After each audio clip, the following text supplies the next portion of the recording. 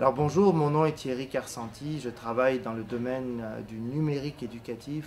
Je fais des recherches dans le domaine des technologies en éducation, je regarde les usages, les avantages, les défis, les principaux impacts. Mes recherches portent à l'université, en pédagogie universitaire, et aussi parfois dans d'autres contextes comme au primaire et au secondaire. J'occupe un poste de professeur à l'Université de Montréal.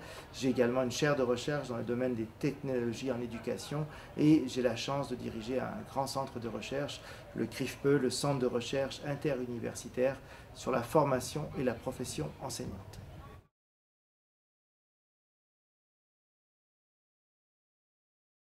Lors de cette plénière, j'ai voulu proposer un aperçu des tendances passées, actuelles et futures des technologies en éducation. Pour moi, il est important que les gens comprennent les technologies, l'importance des technologies plutôt en pédagogie universitaire, l'importance des usages que l'on peut en faire. Je tenais aussi à leur donner un aperçu des tendances actuelles ou à venir.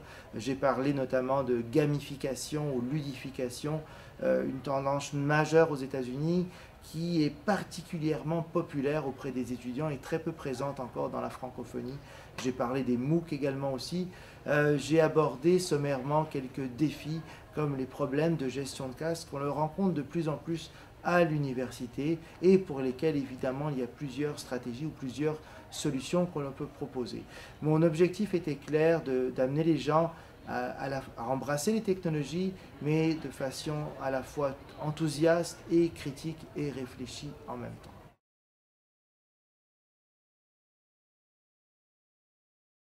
Parmi les principaux défis, enjeux et défis de la recherche en pédagogie universitaire, je vous dirais qu'au niveau du numérique éducatif, le défi il est grand. Il y a énormément d'innovations qui sont en place et très peu de recherche pour documenter l'impact de ces innovations. Pour moi, c'est un grand défi. On parle de pédagogie inversée, on parle de plein de choses. On n'a aucune idée de l'impact de ces innovations technologiques sur l'enseignement, sur l'apprentissage. Il me semble que ce sont des données importantes qui seraient importantes à avoir.